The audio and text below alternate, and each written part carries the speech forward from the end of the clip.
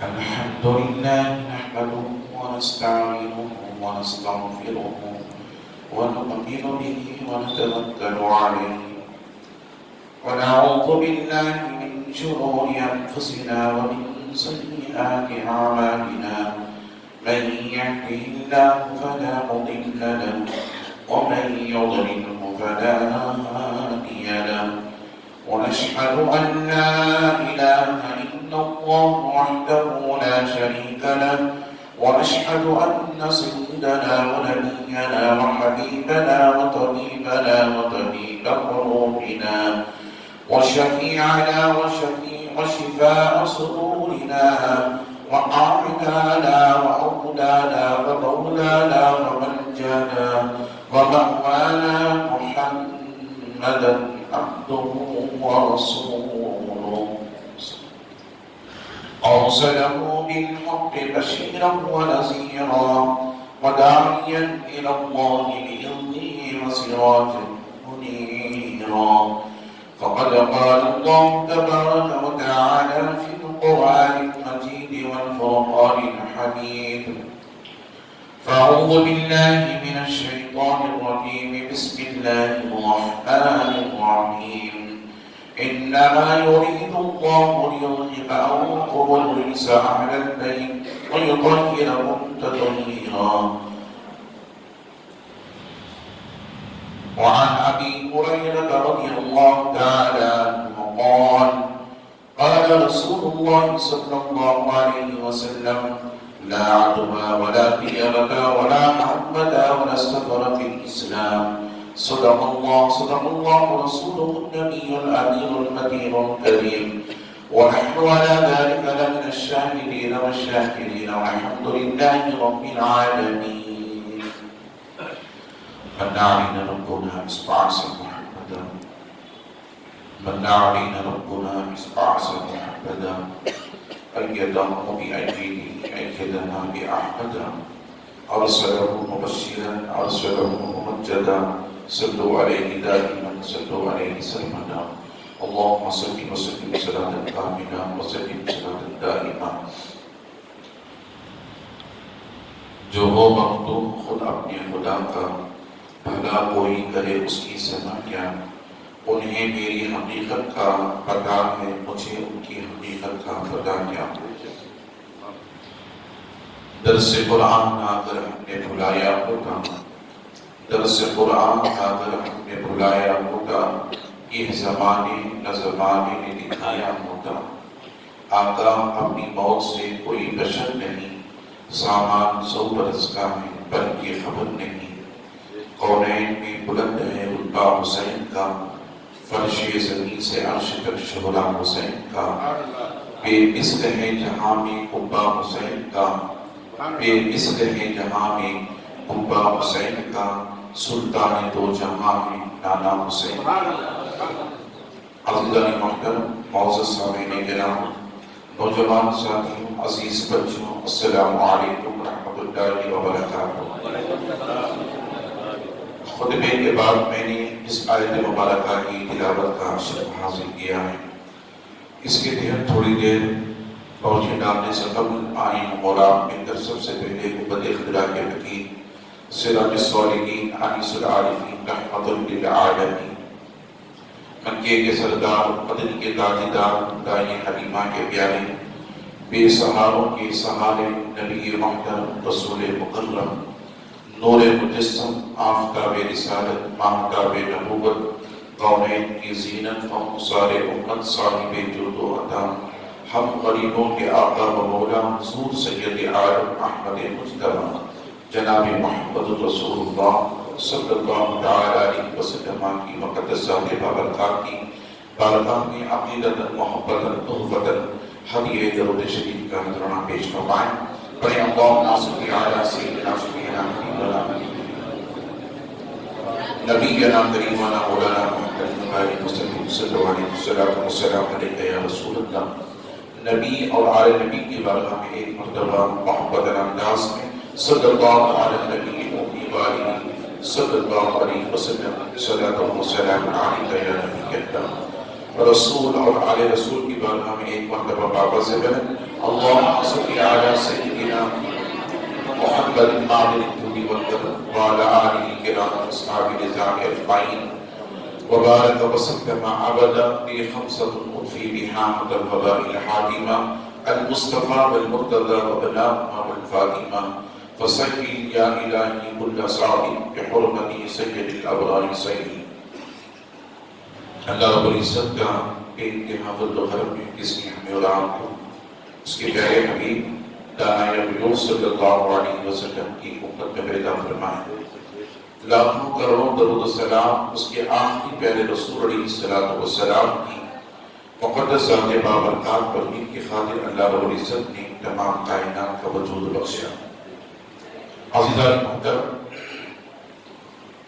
آپ حضرات بخوبی جانتے ہیں یہ مہینہ اسے سفر کا مہینہ کہا جاتا ہے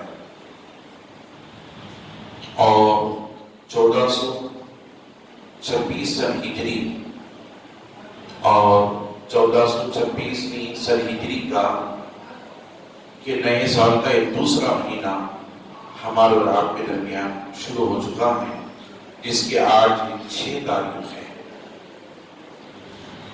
اس ماہ کی مناسبت کے تعلق سے کچھ باتیں آپ حضرات کے درمیان ابتدا میں گوشت گزار کر دوں. زمانہ جاہلیت میں کفار و مشرکین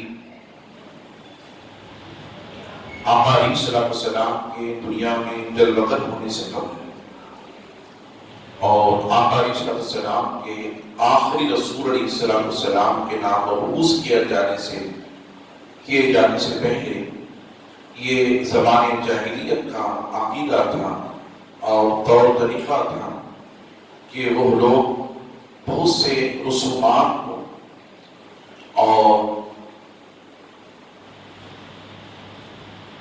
بہت سے عقائد کو جاہلیت کے دور میں غلط طریقے پر پیش کرتے ہیں. انہی میں سے ایک سفر کا مہینہ بھی ہے. اس سفر کے مہینے کے تعلق سے ان کا یہ عقیدہ تھا کہ سفر کا مہینہ بھی یہ منحوس مہینہ ہے اور سفر کے معنی آتے ہیں خالی کے. اور اگر آپ دوسرے ماہ کو دیکھیں 4 مہینوں کو اللہ رب العزت نے فضیلت بخشی ہے 12 مہینوں میں. ایک ذی القعدہ اور پھر دوسرا ذی الحج اور تیسرا محرم الحرام اور چوتھا رجب المرجب. یہ 4 ماہ ہیں جن مہینوں کو اللہ رب العزت نے فضیلت عطا کی ہے اور قرآن مجید میں بھی ان کی فضیلتوں کو بیان فرمایا ہے. احادیث نبوی کا ذکر میں بھی اس کا ذکر کیا گیا ہے.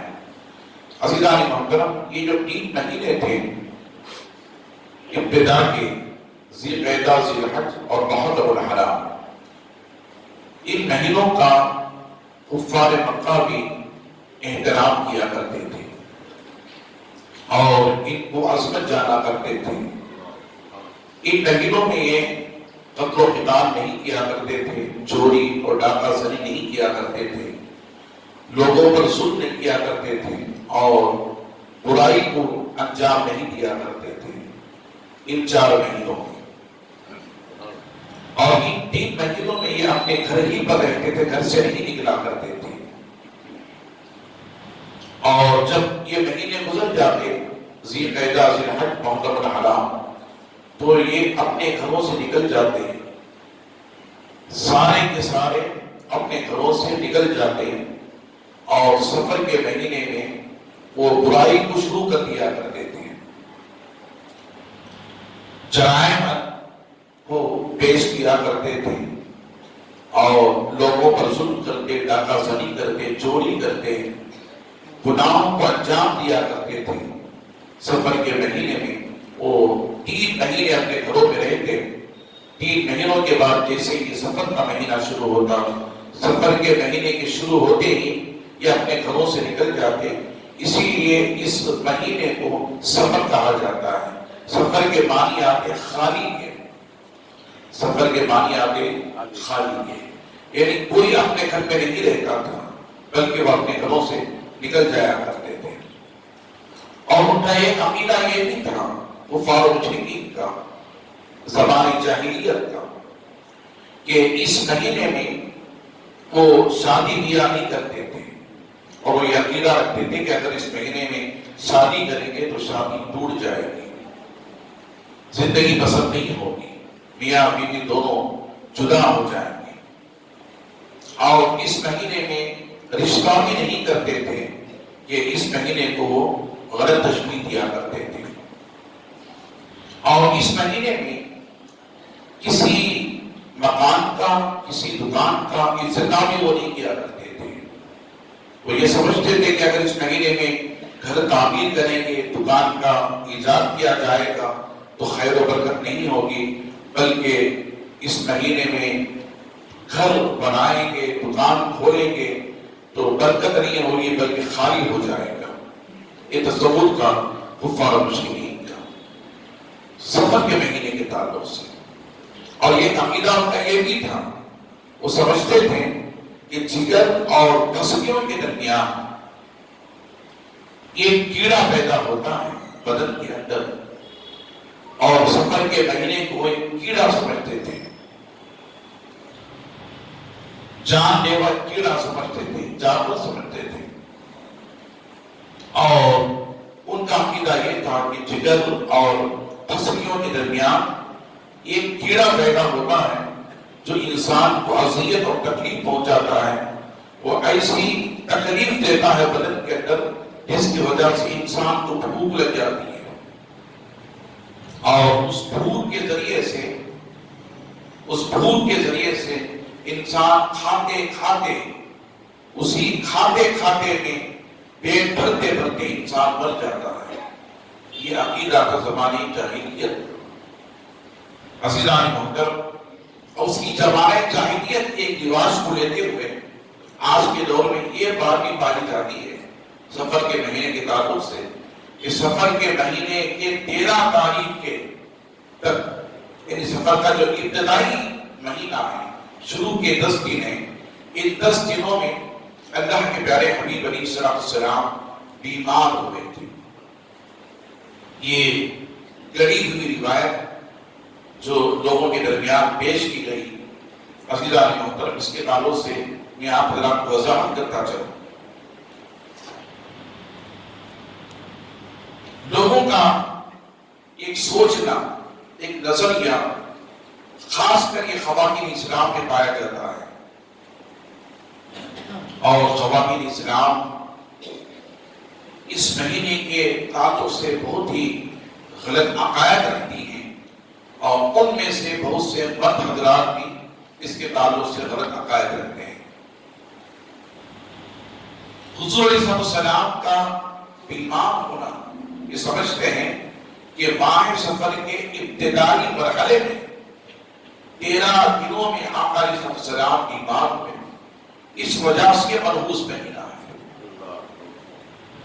اس مہینے میں حضور کو تکلیف پہنچی, اس مہینے میں حضور بیمار ہوئے, اس مہینے کو یہ لوگ منحوس سمجھتے ہیں, برا سمجھتے ہیں, اس لیے اس مہینے میں کوئی اچھا کام نہیں کرنا چاہیے.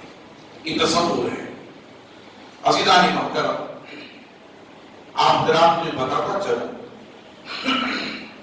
اگر اس مہینے میں آقا علیہ السلام ابتدائی ماہ کے ابتدائی مرحلے میں بیمار ہوئے, یہ تصور اگر ہے تو یاد رکھ لیں یہ تصور غلط ہے.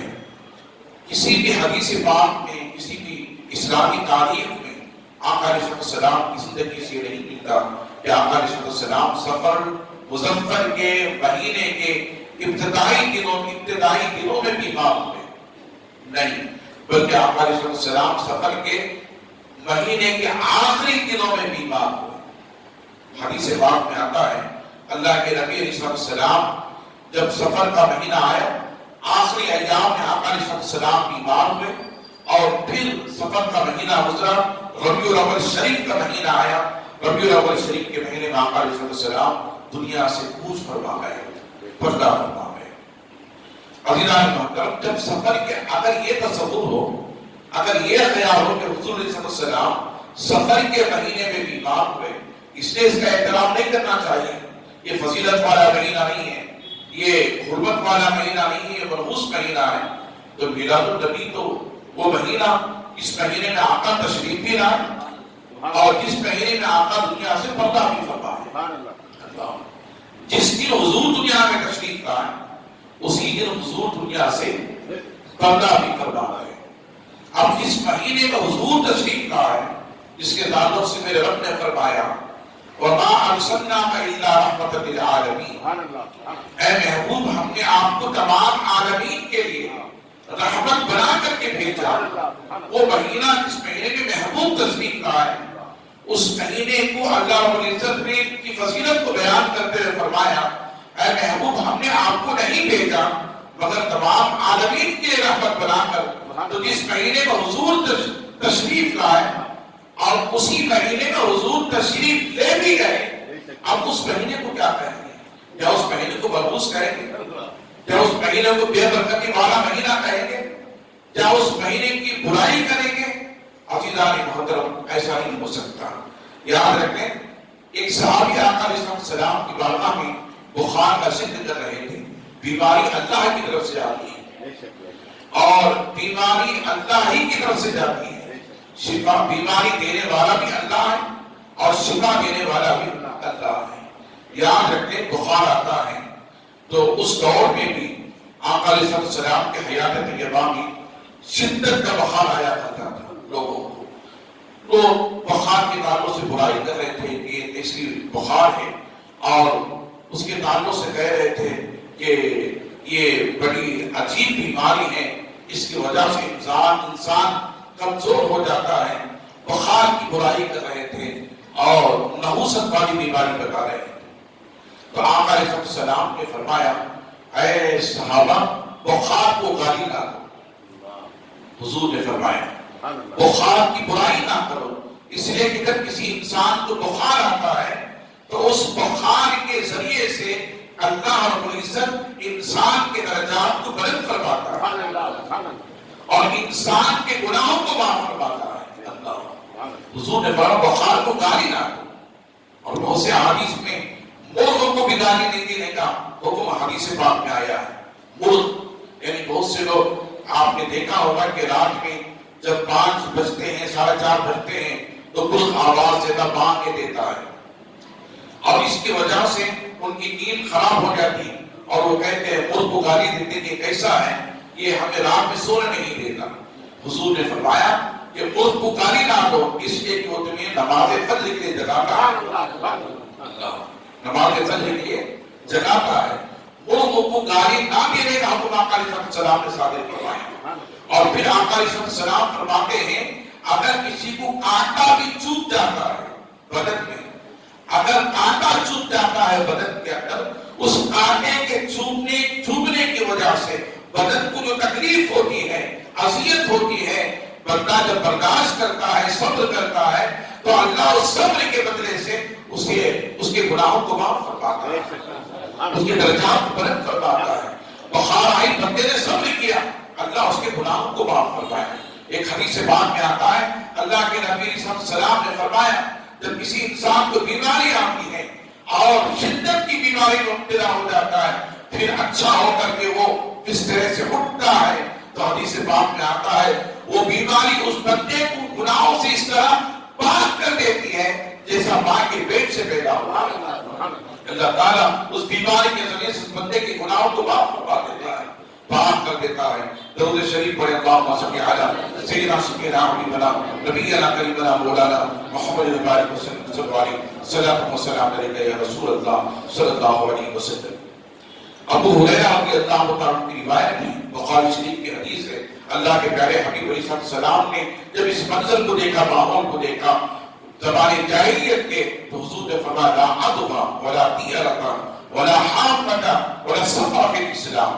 حضور نے فرمایا یاد رکھتے ایک کی بیماری کسی دوسرے کو نہیں لگتی ہے، ایک کی بیماری کسی دوسرے کو نہیں لگتی ہے۔ پھر آقا علیہ السلام نے فرمایا ولا عدوہ ولا طیرۃ ولا حامۃ ولا صفا فی الاسلام۔ حضور نے فرمایا کہ سفر کا مہینہ یہ برا مہینہ نہیں ہے، سفر کا مہینہ یہ منحوس مہینہ نہیں ہے۔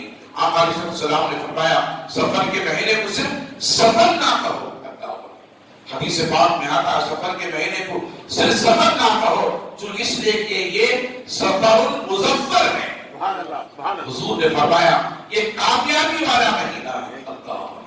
اگر یہ سفر کا مہینہ برا ہوتا، لوگ سفر کے مہینے کو گالیاں دیتے تھے، کفار و مشرکین زمانے جاہلیت میں۔ آؤ حدیث پاک میں آتا ہے، حدیث قدسی ہے، اللہ کے حبیب علیہ السلام فرماتے ہیں، اللہ فرماتا ہے جس کے راوی حضرت ابو ہریرہ رضی اللہ عنہ، توجہ سے سنیں، یوصینی ابن الآدم، اللہ کے حبیب فرماتے ہیں، اللہ نے فرمایا یوصینی ابن الآدم یصوم الدہر وعلی الدہر، حضور فرماتے ہیں کہ اللہ تعالیٰ فرماتا ہے اے محبوب ابن آدم کے اولاد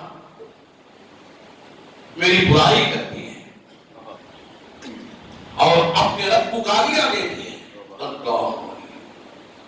ابن آدم کے اولاد رب کی برائی کرتی ہے اور رب کو گالیاں دیتی ہے۔ یہ کیسے ہو سکتا ہے کہ کوئی بندہ اپنے رب کو گالی دے، رب کی برائی کرے؟ یوصینی ابن آدم یصوم الدہر وعلی الدہر بیدی الامر یقلب اللیل فی النہار۔ اللہ، حضور سے پوچھا ہے یا رسول اللہ صلی اللہ علیہ وسلم، کوئی بندہ رب کو گالی بھی دیتا ہے، رب کی برائی بھی کرتا ہے؟ تو اللہ فرماتا ہاں اے محبوب وہ میری برائی کرتا ہے۔ کیسے؟ اللہ فرماتا ہے زمانے کو گالی دے کر، زمانے کو گالی دے کر۔ اللہ فرماتا ہے محبوب زمانے کو میں نے بنایا اور اس کی تبدیلیاں میں کرتا ہوں، رات و دن کا بنانے والا میں، رات و دن کے اندر تبدیلیاں لانے والا میں، نظام کا بنانے والا میں۔ جب کوئی بندہ زمانے کو گالی دیتا ہے تو وہ زمانے کو نہیں بلکہ اپنے رب کو گالی دے رہا ہے، زمانے کو نہیں بلکہ اپنے رب کی برائی کر رہا ہے۔ عزیزان محترم آپ ذرا سوچیں، اللہ کریم سفر کے مہینے کو گالی دینا، سفر کے مہینے کی برائی کرنا، پھر اس کے 13 تیجی کا نام دے کر کے آقا علیہ السلام کے نام غلط روایت کا کرنا، یہ کہاں سے ہو سکتا ہے؟ حضور ارشاد فرماتے ہیں اگر کوئی شخص میرے نام سے کوئی غلط روایت پیش کرتا ہے، غلط مسئلہ پیش کرتا ہے تو میری شفاعت اس پر حرام ہے۔ آقا فرماتے ہیں میری شفاعت اس پر حرام ہے۔ عزیزان محترم دین آسان نہیں ہے، یاد رکھ لیں قرآن و حدیث کے تعلیمات آسان نہیں ہیں۔ خود علماء جب کبھی علماء کو مسائل پوچھے جاتے ہیں تو علماء وقت لیتے ہیں، 1 دن کا 2 دن کا وقت لیتے ہیں، حالانکہ ان کو اس مسئلے کا علم رہتا ہے، اس چیز کا انہیں علم رہتا ہے، اس کے باوجود بھی علماء خاموش رہتے ہیں، وقت لیتے ہیں تاکہ دوبارہ اس مسئلے کو دیکھ لو، جان لو، پھر بتاؤ کیوں، وجہ کیا ہے۔ یاد رکھیں اگر غلط مسئلہ بتا دیا، کسی بندے کو غلط مسئلہ بتا دیا تو اس غلط مسئلے کے بتانے کے بعد اگر اس غلط مسئلے کو مان کر اس بندے نے عمل کرنا شروع کر دیا، اسے دیکھ کر دوسرے نے عمل کیا، تیسرے نے عمل کیا، چوتھے نے عمل کیا، قیامت تک جب تک بندے غلط مسئلے پر عمل کرتے رہیں گے اس کا سارا اپنا بتانے والے پر آئے گا، یہ بھی گنہگار ہوگا، وہ بھی گنہگار ہوگا۔ آج کا حال یہ ہے اگر کوئی علم والے، اللہ نے قرآن مجید میں فرمایا فَاسْأَلُوا أَهْلَ الذِّكْرِ إِن كُنتُمْ لَا تَعْلَمُونَ، اے لوگوں جو کچھ تم نہیں جانتے جانو اہل علم والوں کے پاس بیٹھو، علماء کی صحبت اختیار کرو۔ اللہ نے فرمایا انما یخشی اللہ من عبادہ العلماء، اللہ کے نزدیک اگر کوئی خشیت رکھتے ہیں تو وہ عالم دین ہیں جن کے دلوں میں اللہ کی خشیت رہی۔ یاد رکھنے اللہ کے حبیب نے فرمایا العلماء ورثۃ الانبیاء، علماء انبیاء کے وارثین ہیں، انبیاء کے وارث ہیں علماء۔ علماء کے پاس جو دولت ہے خدا کی قسم وہ کسی اور کے پاس نہیں، وہ کسی اور کے پاس نہیں ہے۔ دنیا کی دولت دنیا تک رہ جائے گی، دنیا کی دولت دنیا تک رہ جائے گی، مگر مگر یاد رکھ لیں عالم دین کے پاس جو دولت ہے وہ دنیا تک نہیں رہتی، قبر میں بھی ساتھ جاتی ہے، قبر میں بھی ساتھ جاتی ہے، پھر دنیا تک نہیں رہتی بلکہ میدان محشر میں بھی ساتھ جاتی ہے، پھر میدان محشر میں نہیں رہتی۔ میرے آقا ارشاد فرماتے ہیں ایک عالم دین 200 گنہگاروں کی بخشش کرائے گا۔ اللہ، مختلف روایات تھی، عالم دین بخشش کرائے گا۔ میرے آقا ارشاد فرماتے ہیں علماء کی قدر کرو، اس لیے کہ جس نے عالم کو دیکھا اس نے مجھے دیکھا، جس نے عالم کی صحبت اختیار کی اس نے میری صحبت اختیار کی، جس نے عالم کے ہاتھوں کو بوسہ دیا اس نے میرے ہاتھوں کو بوسہ دیا، جس نے عالم دین کے ہاتھوں کو مصافحہ کیا اس نے میرے ہاتھوں کو مصافحہ کیا، جس نے عالم دین سے سنا اس نے مجھ سے سنا۔ اللہ کے حبیب علیہ السلام ارشاد فرماتے ہیں علماء کے العلماء ورثۃ الانبیاء، علماء انبیاء کے وارث ہیں۔ اسی لیے میرے آقا حدیث پاک میں آتا ہے جب کسی مسجد کو تشریف لے جاتے تو سب سے پہلے امام کے تعلق سے پوچھتے مسجد کے امام کہاں ہے، مسجد کے امام کہاں ہے۔ آقا علیہ السلام امام کے پاس جاتے ان سے پوچھتے احوال کیسا ہے، گھر کی خیریت کے تعلق سے حضور پوچھتے، گھر کے ماحول کے تعلق سے پوچھتے تمہارا دن کیسے گزر رہے ہیں، گھر کیسا چل رہا ہے۔ اللہ کے حبیب علیہ السلام امام کے تعلق سے بیٹھ کے پوچھتے، سوال کرتے اور ان کی زندگی کے تعلق سے معلومات کرتے۔ اللہ، پھر میرے آقا ارشاد فرماتے ہیں عالم دین کے تعلق سے جمعہ کے دن تم ایمان کے قریب بیٹھو، جمعہ کے دن تم ایمان کے قریب بیٹھو، عالم دین کی صحبت میں رہو۔ صحابہ نے پوچھا یا رسول اللہ جمعہ مبارکہ کے دن عالم کے قریب بیٹھنا، عالم کی صحبت میں رہنا، اس کا کیا اجر ہے؟ میرے آقا ارشاد فرماتے ہیں جتنا دنیا میں تم عالم دین کے امام کے قریب رہو گے جنت میں اتنا ہی تم اس کے قریب رہو گے، جنت میں اتنا ہوتے قریب رہو گے۔ عالم سے دنیا ہی میں کام نہیں آتا، امام سے دنیا ہی میں کام نہیں آتا۔ میرے آقا ارشاد فرماتے ہیں اے جنتیوں جب تم جنت میں داخل ہوگے تو جنت کے اشیاء کا علم تمہیں نہیں ہوگا، جنت کے تعلق سے تمہیں معلوم نہیں ہوگا، تم سوال کرو گے اپنے اماموں سے، اپنے علماء سے، بتائیں یہ کیا چیز ہے، یہ کس کا نام ہے، تو تمہیں معلوم رہے گا اور عالم دین کو معلوم ہوگا، وہ تمہیں بتائے گا کہ یہ چیز یہ ہے، یہ چیز یہ ہے۔ میرے آقا ارشاد فرماتے ہیں اس لیے ان کے ساتھ اچھے خیالات رکھو، اچھے خیالات رکھو۔ انما یخشی اللہ من عبادہ العلماء، بے شک اللہ کے نزدیک اگر کوئی خشیت رکھتے ہیں تو وہ علماء ہیں۔ وہ کون ہیں؟ علماء ہیں۔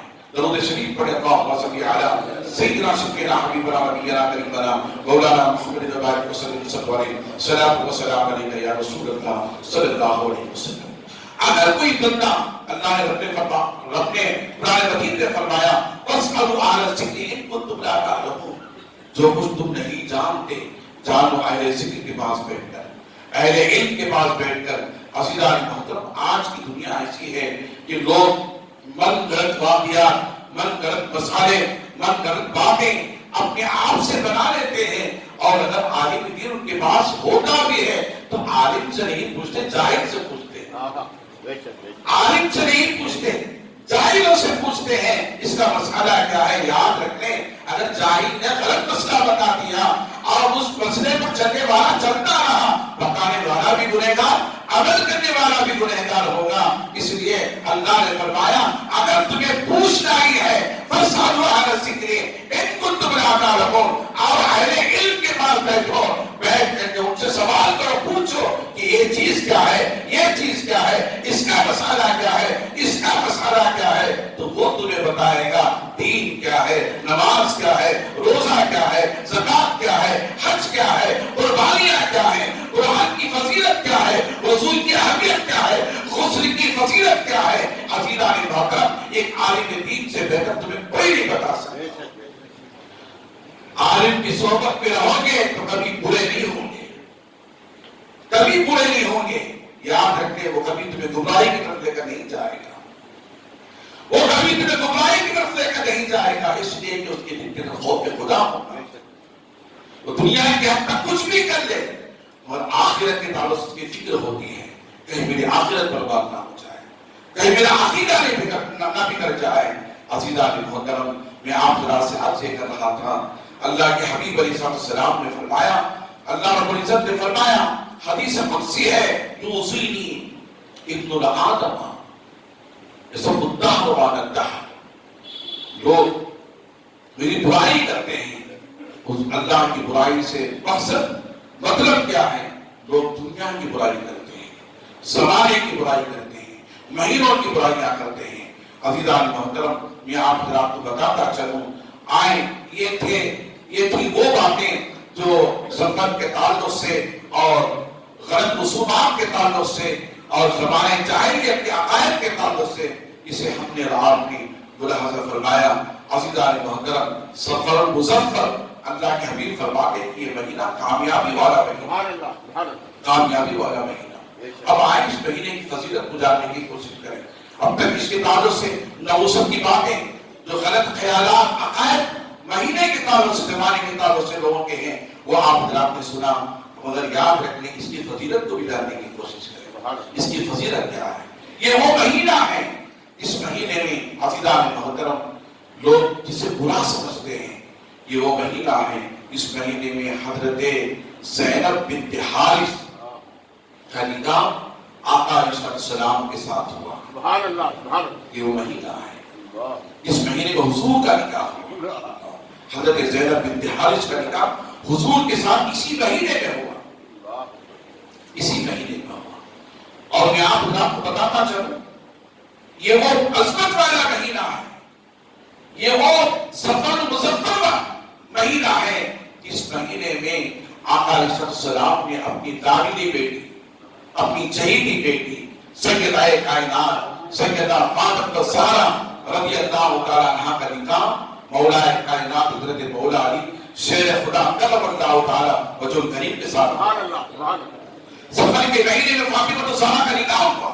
لوگ سمجھتے ہیں کہ سفر کے مہینے میں نکاح ہوگا تو نکاح ٹوٹ جائے گا، میرے رب کی عزت کی قسم، اس سے بہتر نکاح کون سا ہوگا؟ سبحان اللہ، سبحان اللہ۔ اس سے بہتر نکاح کون سا ہوگا جو نکاح فاطمہ الزہرا کا مولا کائنات کے ساتھ ہوا، اللہ مولا کائنات کے ساتھ ہوا، وہ مولا علی کرم اللہ تعالی وجہ کریم، اللہ کریم۔ جب اللہ کے حبیب ہجرت فرما کر مکہ چھوڑ کر مدینہ طیبہ تشریف لے گئے تو مہاجر صحابہ جو مکہ چھوڑے تھے ان کو مہاجر کہتے ہیں، اور مدینے میں رہنے والے صحابہ کو انصار کہتے ہیں۔ کیا کہتے ہیں؟ انصار کہتے ہیں۔ توجہ سے سنیں عزیزان محترم، انصار کہتے ہیں۔ جب حضور مکہ چھوڑ کر ہجرت فرما کر مدینہ طیبہ تشریف لائے، حضور نے ایک ذمہ داری دی تھی مولا کائنات کو، حضرت علی کرم اللہ تعالی وجہ کریم۔ حضرت عمر بن خطاب بھی اسلام قبول کر لیے تھے، حضرت زید بن حارثہ بھی اسلام قبول کر لیے تھے، ابو بکر صدیق بھی اسلام قبول کر لیے تھے، حضرت عبیر حمزہ بھی اسلام قبول کر لیے تھے، حضرت عبدالرحمن بن عوف بھی اسلام قبول کر لیے تھے، بہت سے اکابرین صحابہ مکہ المکرمہ میں اسلام قبول کر لیے تھے۔ جب حضور مکہ چھوڑے تو کسی صحابی کو اپنے بستر پر نہیں لٹایا، مگر ایک صحابی تھے جن کو مولا کائنات کہتے ہیں، حضور نے اپنی ذمہ داری مولا کائنات کو دی اور اپنے بستر پر لٹا کر حضور مکہ چھوڑ کر مدینہ پہنچے۔ عزیزان محترم، اس بستر پر سونے والے حضرت علی تھے، اور اس بستر پر سونے والے حضرت علی تھے، اور سو کر چادر اوڑھنے والے جس چادر مصطفیٰ نے اوڑھی تھی اس چادر کو علی نے بھی اوڑھی تھی، اس چادر کو علی نے بھی اوڑھی تھی۔ ذمہ داری کسی اور صحابی کو نہیں تھی، جانتے تھے کہ کفار مکہ حجرے کی باہر تلواریں میں ہاتھ سے نکال کر کھڑے ہیں اور حضور کے در پر ہیں کہ حضور کو قتل کر دیں، حضور کو شہید کر دیں۔ عزیزان محترم، علی بھی تو جانتے تھے حضور تو چلے جائیں گے، مگر میں رہوں گا تو کیا مجھے چھوڑیں گے؟ نہیں چھوڑیں گے، وہ مجھے بھی قتل کر دیں گے، کیونکہ وہ نبی کے جزازات بھائی تھے، نبی پر ایمان لانے والے تھے۔ فاطمہ الزہرا سے نکاح ہو چکا تھا حضرت علی کرم اللہ تعالی وجہ کریم کا، کہ علی نہیں جانتے تھے، علی کو یہ ہوش نہیں تھی، علی کو یہ خیال نہیں تھا، یقیناً تھا، مگر حضرت علی کا ایمان تھا۔ میرے آقا نے فرمایا، اے علی، یہ ساری امانتیں مکے میں جن کی ہیں ان کے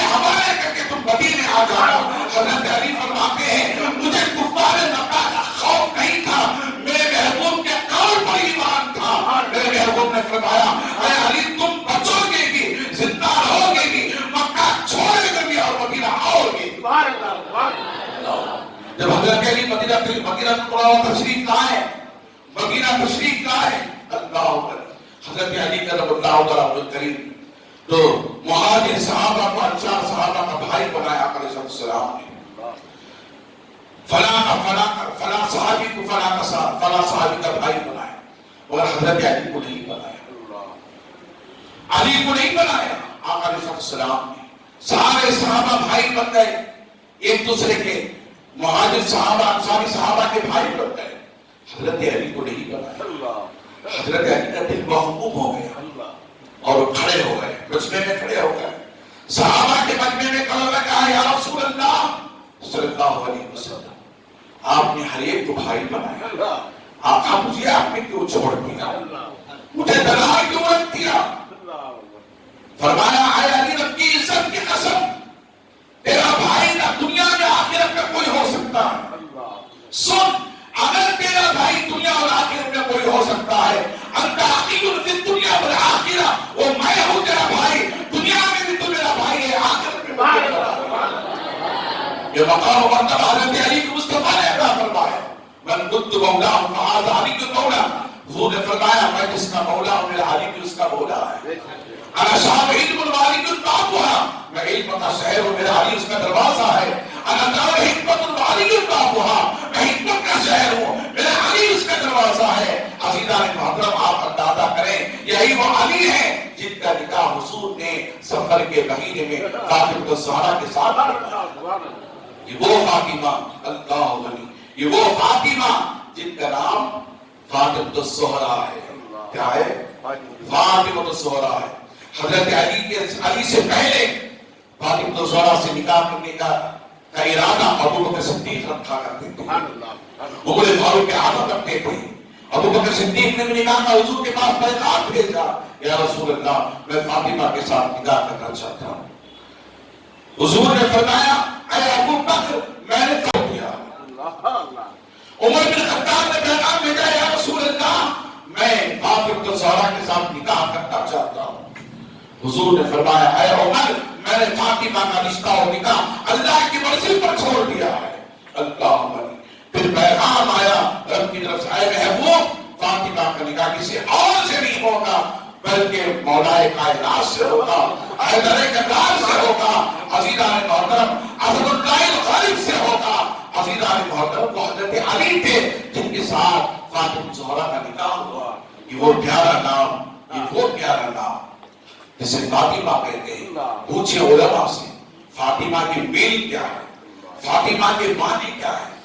فاطمہ کے معنی آتے ہیں، یاد رکھنے، فاطمہ کے معنی آتے ہیں بچ جانے کے، آزاد رہنے کے، اور بچے رہنے کے، اور آزادی کے۔ یعنی فاطمہ کے معنی ایک معنی یہ بھی لیا جاتا ہے کہ جہنم کی آگ سے بچنے کا نام فاطمہ ہے۔ سبحان اللہ، سبحان اللہ۔ کیا ہے؟ فاطمہ ہے۔ یہ حضور کی بیٹی فاطمہ حضور کو اتنا پسند تھا کہ صرف حضرت سیدہ کائنات فاطمہ الزہرا کا نام ہی فاطمہ نہیں تھا، بلکہ آپ کی دائی کا نام حضرت فاطمہ، حضرت علی ابن ابی طالب، حضرت علی کی ماں کا نام بھی فاطمہ بنت اسد تھا۔ کیا تھا؟ حضرت علی کی والدہ محترمہ کا نام بھی رضی اللہ تعالی عنہ فاطمہ بنت اسد تھا۔ اور حضرت عبد المطلب کی زوجہ حضور کی دادی کا نام بھی فاطمہ، حضور کی دادی کا نام بھی فاطمہ تھا۔ اور صرف حضور کی دادی کا نام بھی فاطمہ نہیں تھا، بلکہ اور احادیث اور مورخین فرماتے ہیں بلکہ حضور کی نانی کا نام بھی فاطمہ تھا۔ حضور کی نانی کا نام بھی فاطمہ تھا، حضور کی دادی کا نام بھی فاطمہ، حضور کی دائی کا نام بھی فاطمہ، حضور کی نانی کا نام بھی فاطمہ، اور حضور کی بیٹی کا نام بھی فاطمہ۔ حضور کی بیٹی کا نام بھی فاطمہ ہے۔ درود شریف پڑھیں، اللہم صلی علی سیدنا شفیعنا حبیبنا نبینا کریمنا مولانا محمد بارک وسلم صلی اللہ علیہ وسلم، یا رسول اللہ۔ اگر یہ تصور ہے کہ سفر کے مہینے میں نکاح ہو تو نکاح ٹوٹ جائے، اگر شادی ہو بھی جاتی ہے تو اولاد نہیں ہوتی، یہ بھی تصور ہے، شادی نہیں ہوتی ہے، شادی ہو بھی جاتی ہے تو اولاد نہیں ہوتی۔ میں پوچھنا چاہتا ہوں عزیزان محترم، حضرت علی اور فاطمہ زہرا کا نکاح سفر کے مہینے میں ہوا اور ان سے جو اولادیں ہوئی وہ دنیا کی بہترین اولاد تھی، دنیا کی بہترین اولادیں تھی، جن کو امام حسن کہا جاتا ہے، جن کو امام حسین کہا جاتا ہے۔ اس سے بھی بہتر کوئی اولاد ہے؟ حسن سے بھی کوئی بیٹا بہتر پیدا ہوا ہے؟ حسین سے بھی کوئی بہتر بیٹا پیدا ہوا ہے؟ جن کو حضور نے اپنے کندھوں پر بٹھایا، جن کو حضور نے اپنے کندھوں پر بٹھایا، عزیزان محترم، ان سے اتنی محبت تعلق حضرت اسامہ بن زید رضی اللہ تعالیٰ عنہ فرماتے ہیں، مشکوٰۃ شریف کی حدیث ہے 570، اس کی روایت اللہ کے حبیب علیہ السلام کے پاس حضرت اسامہ بن زید رضی اللہ تعالیٰ تشریف فرماتے ہیں۔ آقا علیہ السلام کے دو زانوں میں چھپے ہوئے حسنین کریمین، جب پوچھا گیا یا رسول اللہ یہ کون ہے تو حضور نے اپنی چادر ہلائی تو دائیں طرف حسن تھے، بائیں طرف حسین تھے، پھر فرمایا حاذانی ابن یا، اے صحابہ سنو، اے اسامہ سنو، یہ میرے دونوں بیٹے ہیں، سبحان اللہ، سبحان اللہ، یہ دونوں میرے بیٹے ہیں۔ کائنات اپنی اصل سے چلتی ہے، یاد رکھیں ہر باپ کا، ہر بیٹے کا سلطان اپنا باپ ہوتا ہے، باپ ہوتا ہے۔ رب فرماتا ہے محبوب کائنات میں چلاتا ہوں، محبوب کائنات کا نظام ساری کائنات کے لیے، سارے انسانوں کے لیے ایک ہوگا مگر تیرے لیے الگ ہوگا، تیرے لیے الگ ہوگا۔ جب تیرا نسب چلے گا تو حسنین کریمین سے چلے گا، اور ہر بیٹے کا نسب چلے گا تو اپنے باپ سے چلے گا۔ حضور بارہا فرماتے رہے حاذانی ابن یا، اے صحابہ سنو یہ دونوں میرے بیٹے ہیں۔ اللہ غنی، آپ اندازہ کریں ان دونوں شہزادوں کو آقا علیہ السلام کشتی لگا رہے تھے، کیا کر رہے تھے؟ حسن کو اور حسین کو کشتی لگا رہے تھے۔ حضرت فاطمہ زہرا بھی موجود تھی، حضرت علی بھی موجود تھے، عزیزان محترم، اور دونوں کو کشتی لگا رہے تھے۔ حدیث پاک میں آتا ہے دونوں شہزادگان لڑ رہے ہیں، کشتی لڑ رہے ہیں، حسن اور حسین دونوں مل کر کے کشتی لڑ رہے ہیں۔ عزیزان محترم، تو آقا علیہ السلام امام حسن سے فرما رہے تھے، کیا فرماتے؟ حسن پکڑ لو حسین، حسن پکڑ لو حسین کو۔ اللہ، تو کہنا تو یہ چاہیے تھا آقا علیہ السلام کو، حسین سے کہنا چاہیے تھا کہ حسین پکڑ لو حسن کو، کیونکہ وہ چھوٹے تھے، بڑے کو نہیں کہا جاتا، چھوٹے کو کہا جاتا ہے۔ اللہ، فاطمہ زہرا پریشان ہوئی، کہنے لگی یا رسول اللہ، یا رسول اللہ یہ آپ کیا کہہ رہے ہیں؟ حسن تو بڑا ہے، حسین تو چھوٹے ہیں، مگر آپ بڑے سے کہہ رہے ہیں کہ پکڑ لو۔ حسین کو کہنا چاہیے تھا کہ آپ حسین کو کہتے کہ حسن کو پکڑ لو۔ حضور نے فرمایا اے فاطمہ تم جانتی نہیں، یاد رکھ لو میں حسن سے کہہ رہا ہوں پکڑ لو، جبرائیل حسین سے کہہ رہے ہیں کہ حسن کو پکڑ لو، جبرائیل حسین سے کہہ رہا ہے حسن کو پکڑ لو، اور میں حسن سے کہہ رہا ہوں حسین کو پکڑ لو۔ یہ وہ شہزاد کار ہیں جب یہ زمین پر کھیلتے آسمان سے فرشتے زمین پر آ جاتے، جن کی کشتی کو دیکھنے کے لیے جبرائیل آ جائے، جن کے کھیلنے کو دیکھنے کے لیے جبرائیل آ جائے، میکائیل آ جائے، اسرافیل آ جائے، اللہ کے مقرب فرشتے آ جائیں، عزیزان محترم ان کی عظمتوں کا حال کیا ہے، ان کی زندگی، ان کے حوال کیا ہوں گے، ان کے مراتب کیا ہوں گے، ان کے مقاصد کیا ہوں گے، اور ان کے مراتب کیا ہوں گے۔ عزیزان محترم، تبھی تو میرے رب قرآن نے فرمایا انما یرید اللہ لیذھب عنکم الرجس اہل البیت ویطہرکم تطہیرا، بے شک اے نبی کے گھر والوں، اے نبی کے گھر والوں، اللہ نے ارادہ کر دیا ہے کہ ہر ناپاکی، ہر گناہ، ہر لطیف چیز سے تمہیں پاک کر دے۔ اللہ نے تمہیں ویطہرکم، اللہ نے تمہیں پاک کر دیا، وتطہیرا، اور ستھرا کر دیا، ایسے پاک ہو گئے، ایسے ستھرا ہو گئے۔ اللہ غنی، میرے آقا نے فرمایا مقام مقام غدیر خود کے موقع پر جب حج سے روانہ ہو رہے تھے، اللہ کے نبی علیہ السلام مقام غدیر خود کے موقع پر اونٹنی پر سوار ہو کر میرے آقا نے خطاب فرمایا، صحابہ کرام سے خطاب کرتے ہوئے فرمایا، اے صحابہ وانا تارکم فیکم الثقلین، میں تمہارے درمیان دو چیزیں چھوڑ کر جا رہا ہوں، میں تمہارے درمیان دو چیزیں چھوڑ کر جا رہا ہوں۔ صحابہ پریشان ہو گئے، حضور نے فرمایا القریب میں تم سے جدا ہونے والا ہوں، القریب میں تم سے جدا ہونے والا، وانا تارکم فیکم الثقلین، میں تمہارے درمیان دو چیزیں چھوڑ کر جا رہا ہوں۔ صحابہ تک رہے تھے مصطفیٰ کے قول پر، ابو بکر بھی وہاں پر تھے، عمر بھی وہاں پر تھے، ابو ہریرہ بھی وہاں پر تھے، حضرت عباس رضی اللہ عنہ وہاں پر تھے، عبداللہ بن زبیر بھی تھے، عبداللہ ابن عباس بھی تھے، سارے صحابہ کرام وہاں پر موجود تھے۔ کہہ رہے تھے کہ حضور دو چیزوں کا ذکر کر رہے ہیں، وہ کون سی دو چیزیں ہیں؟ حضور نے فرمایا اولہما کتاب اللہ فیہ الہدی والنور، سب سے پہلی اللہ کی کتاب جو مقدس کتاب ہدایت والی اور نور والی ہے۔ پھر فرمایا وآہل بیتی اذکرکم اللہ فی اہل بیتی، اذکرکم اللہ فی اہل بیتی، پھر کتاب کے ساتھ قرآن کے ساتھ میری اہل بیت کو تمہیں چھوڑ کر جا رہا ہوں۔ یہ کیسے فرمایا؟ ایسے ہی نہیں فرمایا، حضور نے حضرت علی کا ہاتھ پکڑ لیا، علی کا ہاتھ پکڑ لیا، علی کا ہاتھ پکڑ کر کے صحابہ سے فرما رہے تھے وَأَنَا تَارِكٌ فِيكُمُ الثَّقَلَيْنِ، میں تمہارے درمیان دو چیزیں چھوڑ کر جا رہا ہوں، اولہما کتاب اللہ فیہ الہدی والنور، سب سے پہلے اللہ کی کتاب قرآن مجید جو ہدایت اور نور والی ہے، وآہل بیتی اذکرکم اللہ فی اہل بیتی، پھر حضور نے فرمایا کتاب کے ساتھ میری اہل بیت علی کو چھوڑ کر جا رہا ہوں، کتاب کے ساتھ میرے علی کے اولاد کو چھوڑ کر جا رہا ہوں، حسن تمہارے ساتھ ہوگا، حسین تمہارے ساتھ ہوگا، زین العابدین تمہارے ساتھ ہوگا، امام باقر تمہارے ساتھ ہوگا، امام جعفر تمہارے ساتھ ہوگا، امام موسیٰ کاظم تمہارے ساتھ ہوگا، یا حضرت حسن عسکری تمہارے ساتھ ہوگا، عبد القادر جیلانی غوث اعظم تمہارے ساتھ ہوگا، خواجہ اجمیری تمہارے ساتھ ہوگا، مخدوم سنگار تمہارے ساتھ ہوگا، بابا فرید قطع شکر تمہارے ساتھ ہوگا، روشن چراغ خیلی تمہارے ساتھ ہوگا، سیدنا ڈاکٹر حجری حجری تمہارے ساتھ ہوگا، صابر پاک کلیر تمہارے ساتھ ہوگا، اور بندر آباد تمہارے ساتھ ہوگا۔ یہ ساری نبی کی اولاد ہے، یہ سارے نبی کے گھر والے۔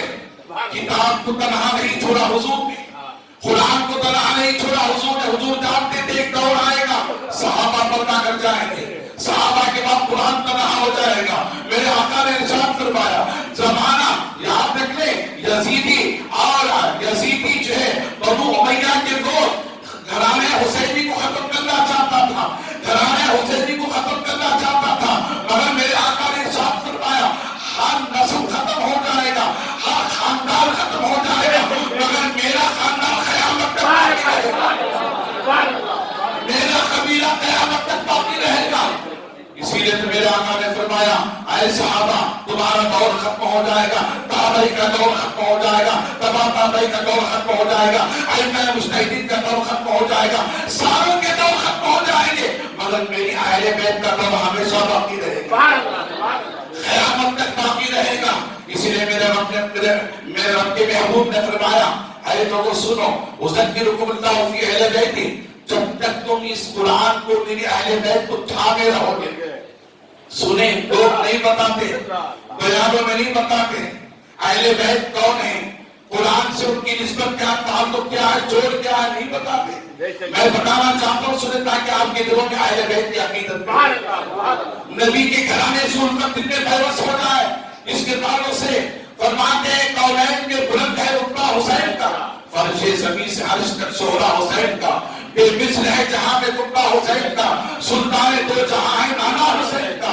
حضور نے فرمایا اے لوگوں جب تک میرے گھرانے کو پکڑے رہو گے، قرآن کو پکڑے رہو گے، تم گمراہ نہیں ہوگے، تم گمراہ نہیں ہوگے۔ قرآن کسی کے دامن میں ہے، نبی کی اولاد کسی کے دامن میں تو کبھی گمراہ نہیں ہوگا، کیونکہ اس کی گواہی میرے آقا نے دی ہے، اس کی شہادت میرے آقا نے دی ہے۔ کوئی اور دیتا تو بات اور تھی، سید الانبیاء نے دی ہے، خاتم النبیین نے دی ہے، شفیع المذنبین نے دی ہے، رحمت للعالمین نے دی ہے، عزیز الغریبین نے دی ہے، راحت العاشقین نے دی ہے، مراد المشتاقین نے دی ہے، شمس العارفین نے دی ہے، محب الفقراء والغرباء والمساکین نے اس کی گواہی دی ہے، عزیزان محترم نارائن کی گزاری کرنے والے نے گواہی دی ہے۔ کوئی اور دیتا تو بات اور ہوتی، مصطفیٰ نے دی ہے، ان کو تھامے رہو، کبھی گمراہ نہیں ہوگے۔ وآخر دعوانا الحمدللہ رب العالمین۔ سنت